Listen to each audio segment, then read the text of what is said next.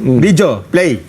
But again, finally, gusto kong i-announce lang no, na on January 20, ako'y magtitistigo sa Sandigan Bayan sa trial ni former Congressman Zaldico. So, I don't know kung anong rules ng Sandigan Bayan dito, kung ito ba ay open, I'm not sure, pero ina-announce ko lang sa inyo na on Tuesday, ako'y magtitistigo sa kaso sa Oriental Mindoro, sa kaso ni former Congressman Zaldico. So, we will give you updates dun sa aking sworn testimony sa kaso niya. Siyempre, dahil ako ang complainant sa marami sa mga kasong to, makikita nyo akong magtitistigo sa maraming mga kaso sa mga susunod na linggo, susunod na buwan.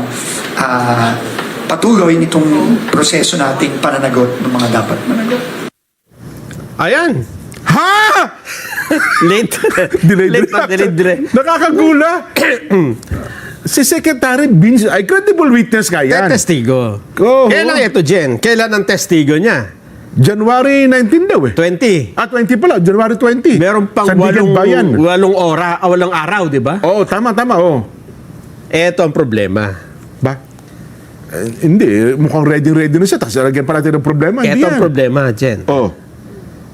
Wag na wag mo siyang papupuntahin sa Baguio City.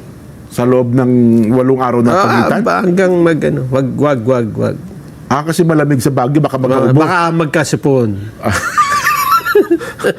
Saan sa dadaan? Doon sa Cannon Road. Kasi baka maisipan niyang magmuni-muni muna, di ba? Oo.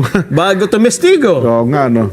Kung sabay magsasabi ng pawang katotohanan. Totoo at pabang katotohanan lamang. Uupo siya doon. Oo.